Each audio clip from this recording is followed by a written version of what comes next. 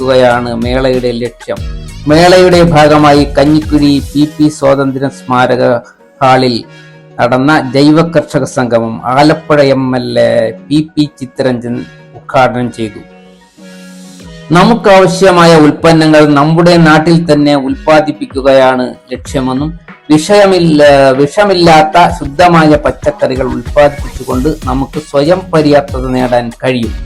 സമൂഹം നിലനിൽക്കുന്നതിൽ പ്രധാന ഘടകം കൃഷിയാണെന്നും ജൈവ കൃഷിയുടെ പ്രാധാന്യം വളരെ പ്രധാനപ്പെട്ടതാണെന്നും അദ്ദേഹം പറഞ്ഞു. പരമ്പരാഗത വിത്തിനങ്ങൾ സംരക്ഷിക്കേണ്ടത് നമ്മുടെ കടമ കൂടിയാണെന്നും അദ്ദേഹം പറഞ്ഞു.